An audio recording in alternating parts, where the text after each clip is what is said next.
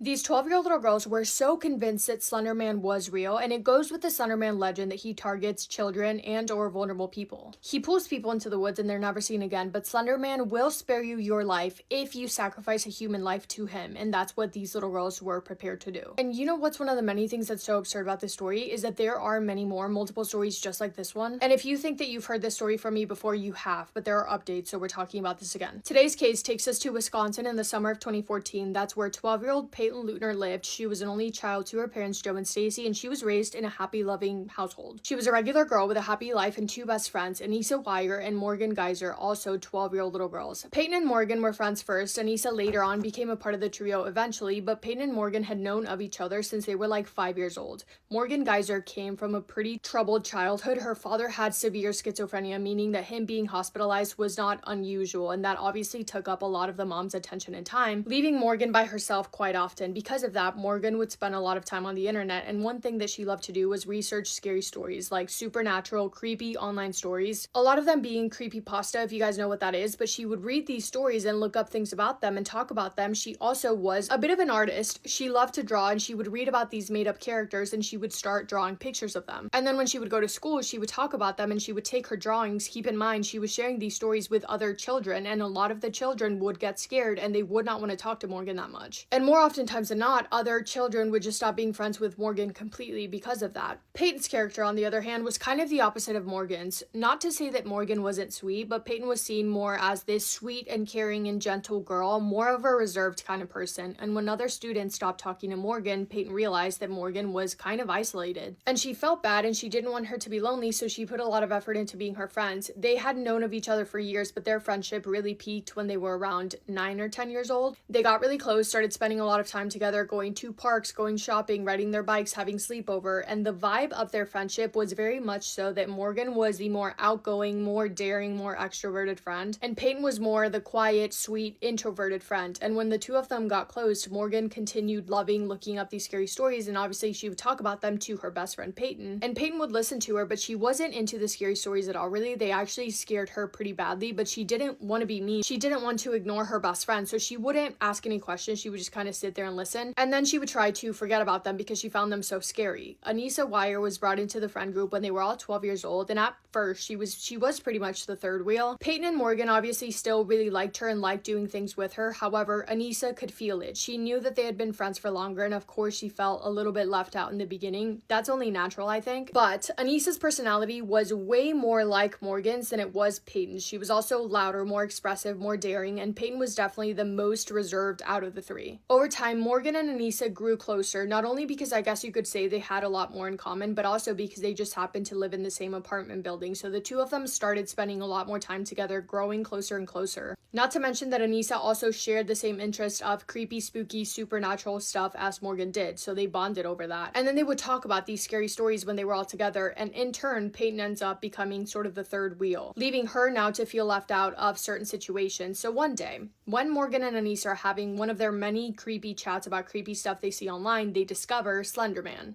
Now, Slenderman, for the record, let the record state, Slenderman is not real. He is made up. He does not exist. You're not going to run into him in the street or in the woods because he is not among us, okay? He does not exist. He is made up. He was actually created in a 2009 Photoshop contest. Eric Knudsen is the guy behind Slenderman, and he joined the contest, and he took the photoshopping very seriously because he wanted to win the competition. He wanted to make his supernatural character feel so real to ensure that he would win the competition. So not only did he create Slenderman, but he also went above and beyond creating this whole myth and storyline about Slenderman. So he is extremely tall, lanky, with long tentacle-like arms. He's a creature that is faceless, pale white, and wears a black suit. And the storyline about him, the whole thing about him, is that he stalks, abducts, and traumatized children. He's often said to be hiding in the woods and or in abandoned locations, hiding in the dark, hunting for children. And with Slender Man also comes slender sickness. You can get slender sickness when you're near him, but still far enough away that he doesn't abduct you or kill you, but close enough that he can give you slender sickness. And symptoms of that are extreme paranoia, nightmares, hallucinations, nosebleeds. Basically, slender sickness is the idea that Slenderman's presence in itself can mess with your mind and your nervous system so much that it can drive you to the point of insanity until you turn into a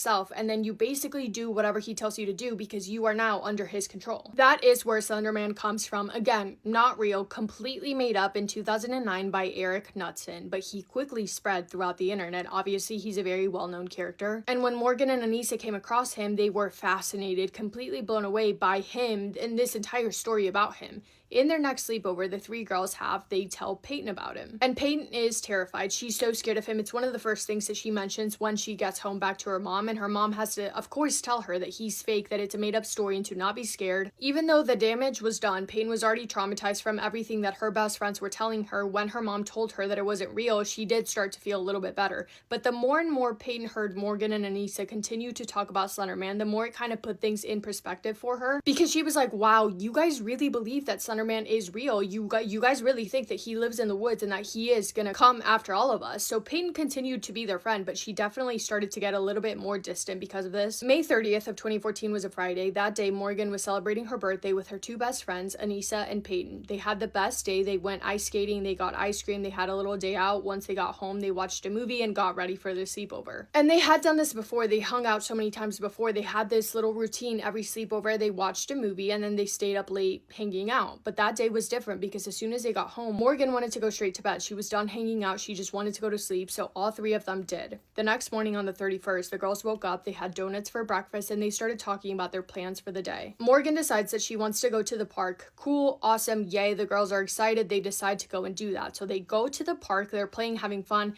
and then they decide to go into a wooded area. Morgan suggests that the girls start playing hide and seek, and they do. Then Morgan starts counting while Peyton and Anissa hide. So the girls run off to hide while Morgan is counting, and Anissa tells Peyton, hey, you know what would be a really good idea? If you lay down on the ground and then I will bury you in a pile of leaves so Morgan cannot find you. And Peyton thinks, oh my god, genius, you're so smart. She lays down voluntarily on the ground, and Anissa covers her up with a pile of leaves, and then she hears Anissa run away. Peyton can't see. She's hiding underneath all of these leaves when all of a sudden someone jumps on top of her trying to pin her down, and through the gaps of leaves, she's able to see that the person pinning her down is her best friend, Anissa. She's so confused. Peyton doesn't know what's going on. And while she's trying her best to be able to see through the leaves and to fight Anissa off of her, she sees Morgan walk over to her backpack and pull out a 5-inch weapon out of her bag. The next thing that she knows, Morgan has run over to where the two girls are. She has jumped on top of Peyton and she looks down on her until she's right by her ear, and she whispers to her, I am so sorry.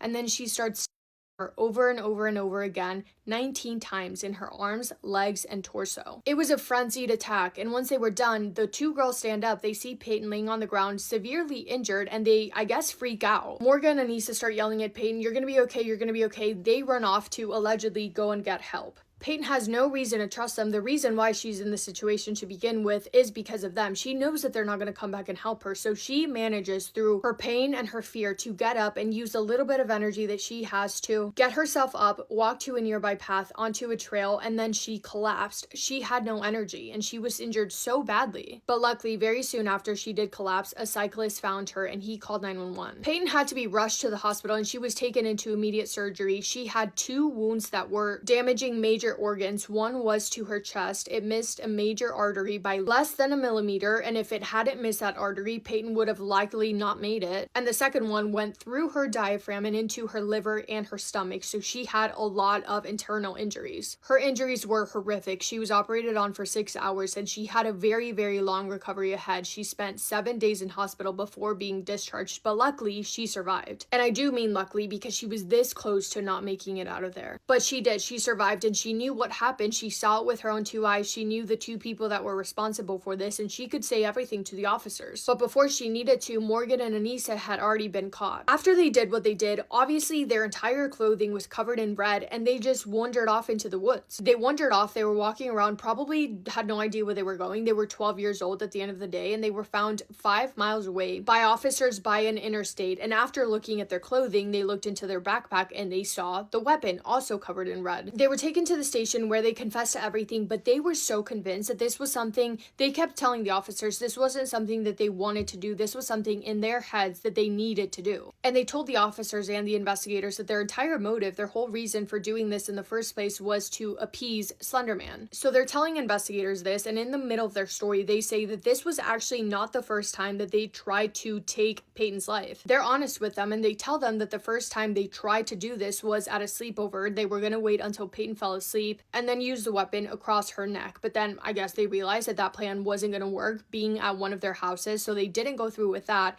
The second time was to do it in a public restroom. They were going to make Peyton unconscious and then end her life, but that obviously didn't work out either. The third plan was the actual plan that they did go through with. And when they're talking to investigators, telling them the story, it's more than clear that Morgan was the ringleader, that this was mostly her idea, if not entirely her idea, and she was the one that basically recruited and persuaded Anissa to do this with her. And the interviews of them when they were 12 years old, mind you, please let's not forget that, are so uncomfortable and so creepy and so scary. Specifically Morgan's, she was asked if she felt regret for what she did, and she responded to that by saying, quote, "I thought about it, but then I decided that remorse would get me nowhere. It's easier to live without regrets," end quote. Talking about ending the life of her best friend, mind you. Before their trial, both of the girls received psychiatric evaluations, and it was deemed that Anissa was mentally ill and Morgan Geyser was diagnosed with schizophrenia, meaning that she had been going through a bunch of hallucinations, and it was confirmed that her brain had made her think and convinced her that Slenderman was really real, and they believed that she had been having these hallucinations of her having conversations with Slenderman. They were both obviously charged and they were tried as adults. Both of them pled guilty. Anissa was charged 25 years to life in a psychiatric unit, and Morgan was charged with 40 years to life in a psychiatric unit.